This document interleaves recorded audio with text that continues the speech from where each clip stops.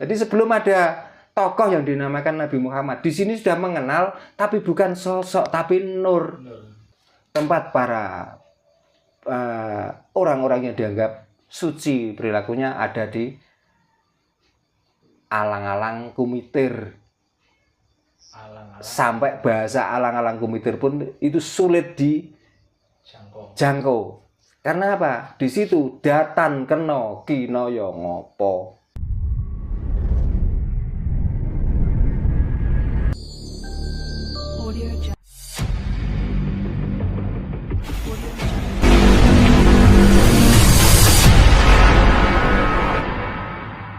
Kalau kita orang Islam kan, Okay. coba kalau kita sudah pernah dengar sifat-sifatnya Nabi Muhammad, kelakuannya Nabi Muhammad. Kalau kita bisa meniru beliau, mungkin itu jalan menuju Nur Muhammad kali seperti itu ya. Nah, masalahnya ini tidak bicarakan tentang Islam, Pak. Kita membicarakan tentang Jawa. Jadi saya nggak kenal Muhammad, tapi saya kenalnya Mukomat. Muko niku rai, mat niku wis pono. Jadi apa yang kita lihat itulah ya kenyataan. Maka kita membicarakan tentang kasunyatan. Gitu. Kalau kita membicarakan agama nggak ranah kita, nanti orang yang beragama Marah. sampai marah nanti ya itu rugi kalau ini di rumah tuh kebakar, Pak. Gitu loh. Makanya kita itu menjaga supaya orang-orang itu nggak kebakaran jenggotnya. Kita membicarakan tentang Jawa ya, ngomong Jawa. Maka orang Jawa itu nggak ada Muhammad, itu nggak ada. Yang ada Mukomat atau Mukamat. Itu. Jadi orang Jawa itu apa yang dilihat yaitu dirasakan, itu yang dikerjakan. Sudah. Nggak butuh sapangatan. Kalau supangat memang banyak melakukan kebaikan. Gitu.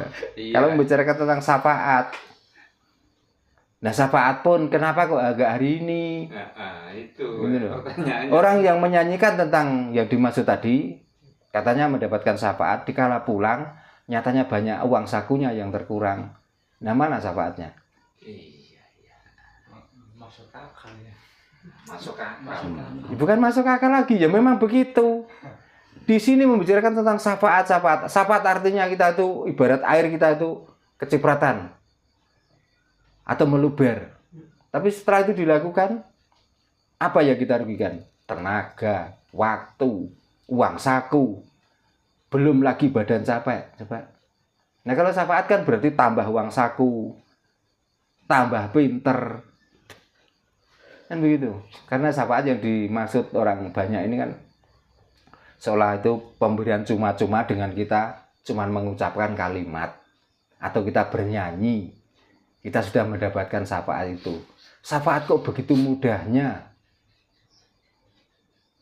Padahal syafaat itu sama dengan mengukir nama kita sendiri. Nah yang kamu ukir nama orang lain kok.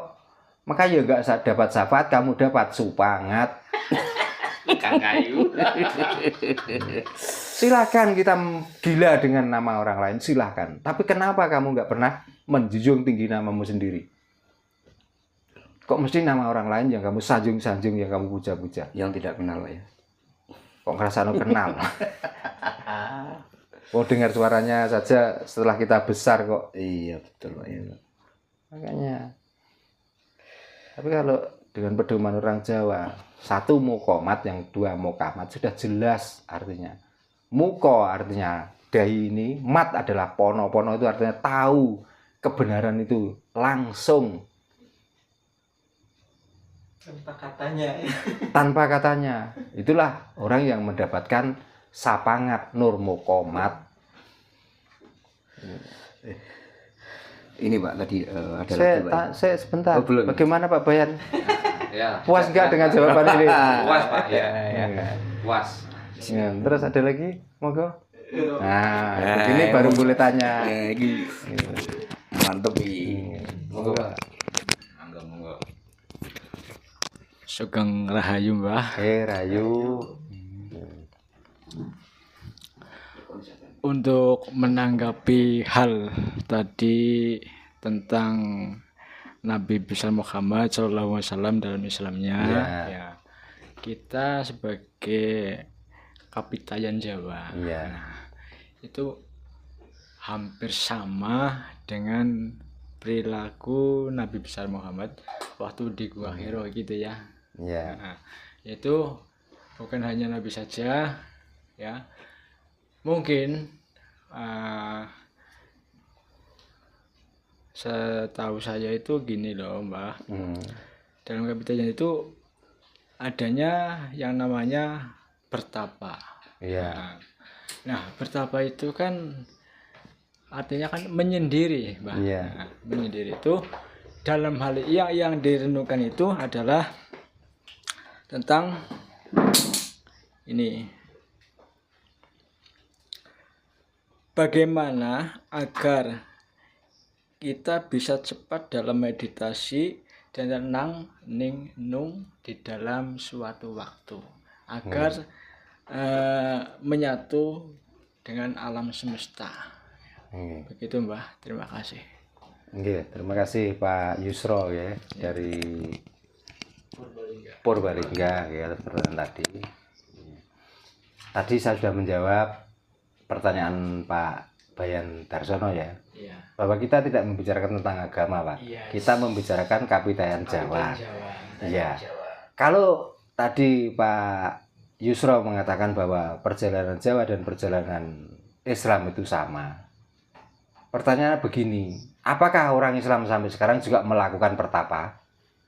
Seperti apa yang dilakukan Nabi Muhammad? Karena kita tahu Nabi Muhammad itu bertapa di Gua Hiro, melakukan apa saja yang dilakukan. Itu kan cerita masa lalu, Pak. Iya. Kecuali kalau sekarang itu masih ada pelaku yang Masih di sana. bukan di sana, walaupun di sini pengikutnya melakukan seperti itu, saya yakin. Lah kalau orang Jawa itu dari pertama bertapa sampai sekarang itu masih banyak yang bertapa kok.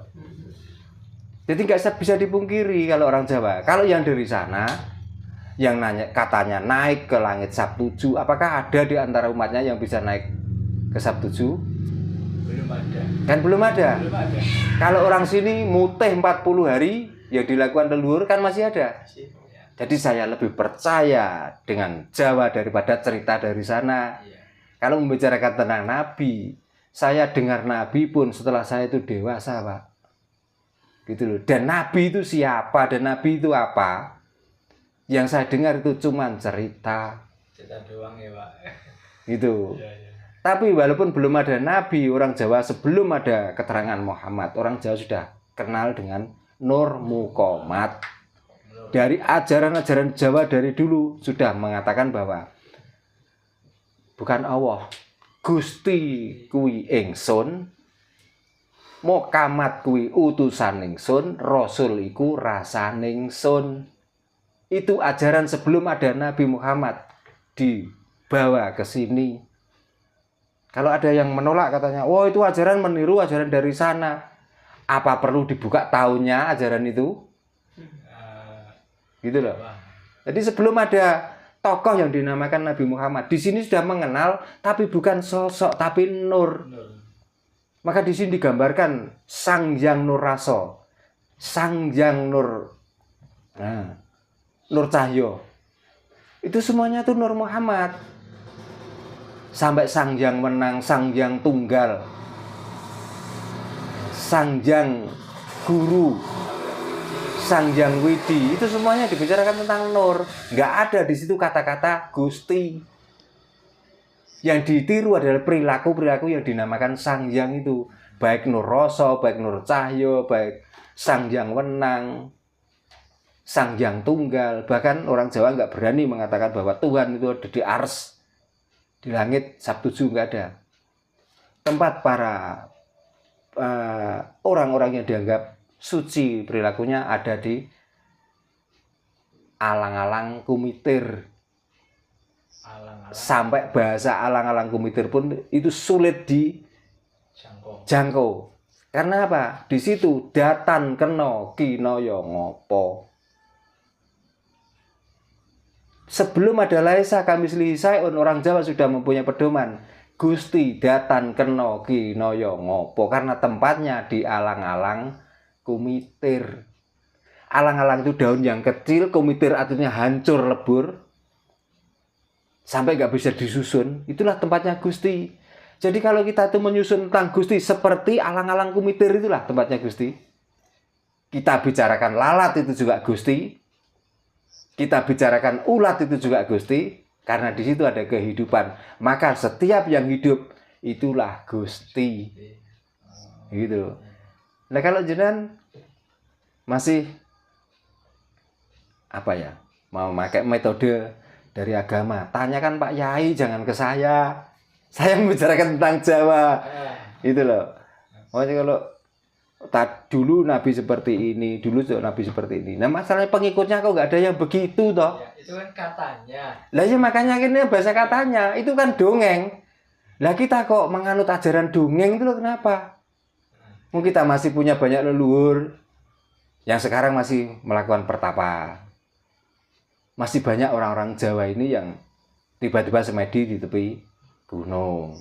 Di pantai. Iya, natanya juga sehat, alamnya juga damai, gitu. Nah kalau menceritakan tentang itu, waktu bersembunyi di gua aja kok di situ ditunggu katak sama apa itu? Kalau monggo apa itu? Laba-laba. Coba, apakah begitu rendahnya seorang nabi itu sampai yang menjaga aja laba-laba dan katak? Coba.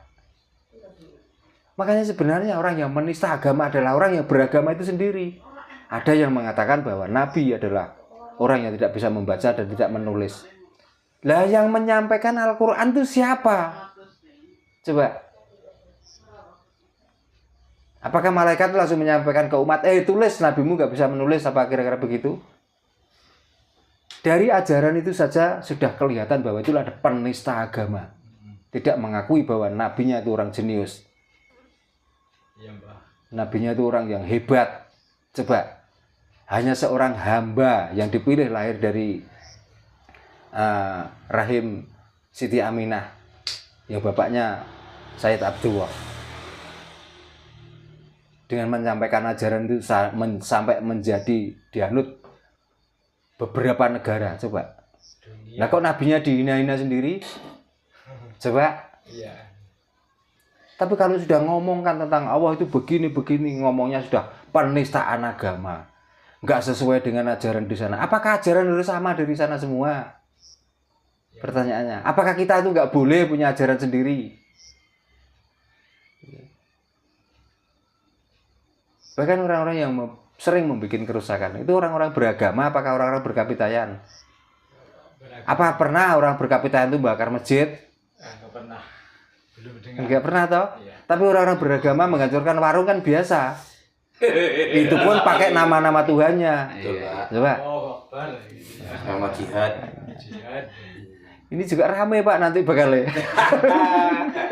Tapi ya silakan, memang harus begini kok. Supaya apa? Supaya kita tuh waras. Karena kita tuh kebanyakan tidak waras Pak. Gitu loh. Kita obati seperti ini supaya waras. Gini kok orang waras ben tambah nemen gendenge. Gitu loh.